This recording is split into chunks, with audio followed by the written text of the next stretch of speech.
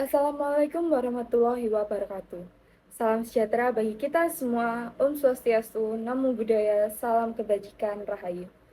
Perkenalkan, saya Sagita Dwi Priyanti dengan NIM 13123000036. Di sini saya sebagai perwakilan dari kelompok 6 yang akan membuka pemaparan materi mengenai salah satu LNP. Di sini kelompok kami akan membahas mengenai KPK atau Komisi Pemberantasan Korupsi. Mulai dari sejarah, dasar hukum, hingga tanggapan kelompok kami mengenai KPK. Sini saya akan menjelaskan tentang apa itu LNP. LNP atau Lembaga Negara Penunjang dalam hukum tata negara adalah lembaga-lembaga yang memiliki peran dan fungsi dalam mendukung jalannya pemerintahan dan kehidupan berbangsa dan bernegara secara efektif. Lembaga ini tidak termasuk dalam ketiga kekuasaan utama negara, yaitu eksekutif, legislatif, dan yudikatif, namun penting dalam menyelenggarakan pelayanan publik, memberikan dukungan administratif, teknis, atau profesional kepada lembaga-lembaga utama negara, serta menjaga stabilitas dan kelancaran sistem pemerintahan. Adapun contoh lembaga negara penunjang seperti Komisi Pemilihan Umum, Komisi Yudisial, Komisi Ombudsman, Bank Sentral, dan yang terakhir adalah Badan Pengawas Pemilu. Lembaga-lembaga ini biasanya diatur dalam konstitusi atau undang-undang dasar negara dan memiliki peran yang krusial dalam menjaga keseimbangan dan keberlangsungan pemerintahan serta melindungi hak-hak masyarakat. Meskipun tidak berada di bawah kekuasaan langsung dari eksekutif, legislatif, atau yudikatif, lembaga-lembaga ini memiliki kebebasan dan otoritas untuk menjalankan fungsi-fungsinya secara independen demi kepentingan publik. Saya akan menjelaskan mengenai sejarah KPK. KPK adalah lembaga negara yang dibentuk dengan tujuan meningkatkan daya guna dan hasil guna terhadap upaya pemberantasan tindak pidana korupsi.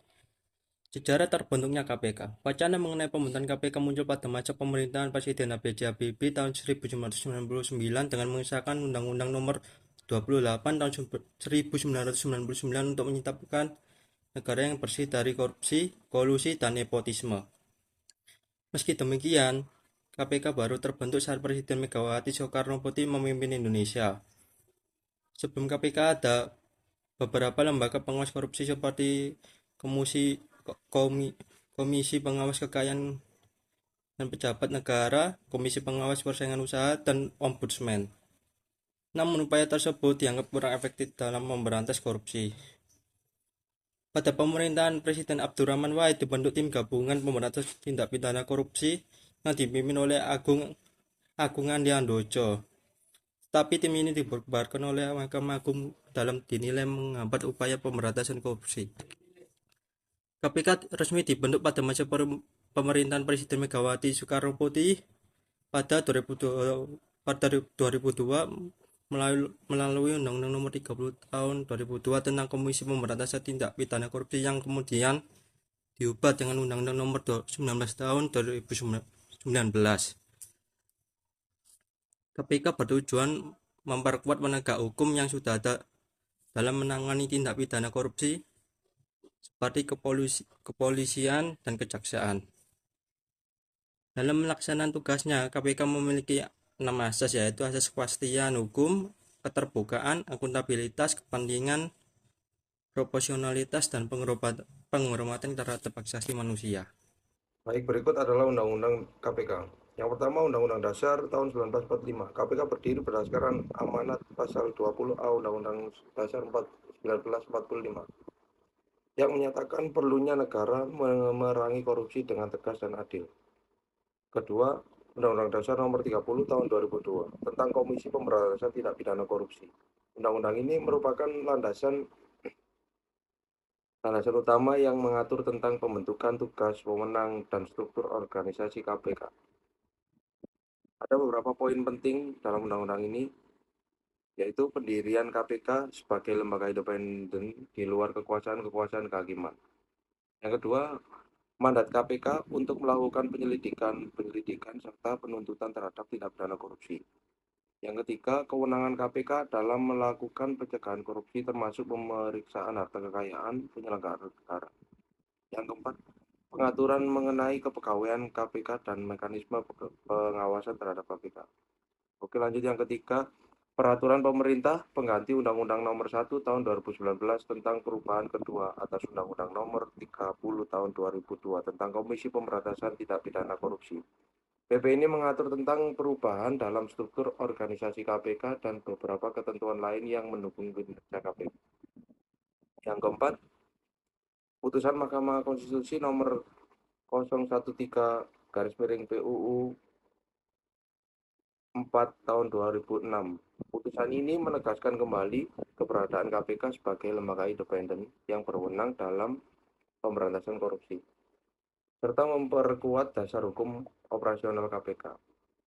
Dengan dasar hukum tersebut, KPK memiliki landasan yang kuat untuk menjalankan tugasnya dalam upaya pemberantasan korupsi yang ada di Indonesia secara independen dan efektif. Komisi Pemberantasan Korupsi atau KPK adalah badan pemerintah yang bertanggung jawab untuk mencegah, mendeteksi, dan menindak tegas tindakan korupsi. Kewenangan KPK bervariasi tergantung pada negara dan sistem hukumannya. Tetapi secara umum, KPK memiliki kekuasaan, yaitu yang pertama, mengeksplorasi dan menyelidiki tindakan korupsi, termasuk melakukan investigasi, mengumpulkan bukti, dan menginterogasi saksi. Yang kedua, mengambil tindakan hukum terhadap individu atau entitas yang diduga terlibat dalam tindakan korupsi, termasuk mengajukan tuduhan, mengadakan sidang, dan menghukum pelanggar. Yang ketiga, membuat dan mengimplementasikan kebijakan dan regulasi untuk mencegah dan melawan korupsi, termasuk mengawasi kegiatan pemerintah dan lembaga publik. Yang keempat, berkoordinasi dengan lembaga dan badan lain, termasuk lembaga penegak hukum, badan legislatif, dan organisasi masyarakat sipil, untuk meningkatkan upaya pemberantasan korupsi. Yang kelima, mempromosikan kesadaran publik tentang korupsi, dan pendidikan tentang resikonya dan konsekuensinya juga. Yang keenam atau yang terakhir, mempertahankan kerjasama dengan badan dan lembaga serupa di negara lain untuk memperkuat upaya pemberantasan korupsi di tingkat global. Lalu, secara keseluruhan, tujuan utama KPK adalah mempromosikan integritas dan transparansi dalam pemerintahan dan masyarakat, dan untuk memastikan bahwa sumber daya publik digunakan secara adil dan efisien untuk kepentingan warga negara. Baiklah, di sini saya akan memberikan tanggapan mewakili kelompok kami. KPK atau Komisi Pemberantasan Korupsi adalah lembaga independen di Indonesia yang dibentuk untuk memerangi tindak pidana korupsi secara sistematis dan terorganisir. Kami kurang setuju apabila KPK dibubarkan dan perannya diganti dengan lembaga negara yang lain. Alasan dan faktor dari kami mengapa kami tidak setuju apabila KPK diganti dengan lembaga negara yang lainnya adalah sebagai berikut. Yang pertama adalah peran penting KPK dalam pemberantasan korupsi. Yang kedua adalah kemandirian dan kebebasan. Yang ketiga adalah dukungan publik yang sangat tinggi dan sangat percaya terhadap KPK. Yang keempat adalah kepatuhan terhadap standar internasional. Meski dengan demikian, seiring dengan perkembangannya, KPK saat ini dinilai kurang efektif dalam menjalankan tugas dan perannya. Hal itu disebabkan oleh beberapa faktor, yang salah satunya menurut kami adalah yang paling utama adalah intervensi dari pemerintah atau kekuasaan eksekutif. KPK seringkali menghadapi tekanan politis dari berbagai pihak yang memiliki kepentingan tertentu. Hal itu menyebabkan KPK tidak bisa menjalankan tugasnya secara efektif.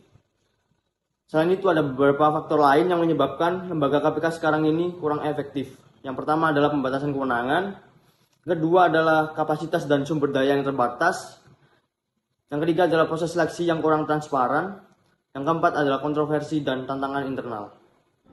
Oleh sebab itu, perlu diadakan upaya penguatan dan perbaikan untuk memperbaiki fungsi dan peran KPK agar kembali lagi seperti semestinya. Dengan cara antara lain yang pertama, memperluas kewenangan, memberikan KPK kewenangan yang lebih luas dalam melakukan penyadapan, penggeledahan, dan penangkapan terhadap pelaku korupsi.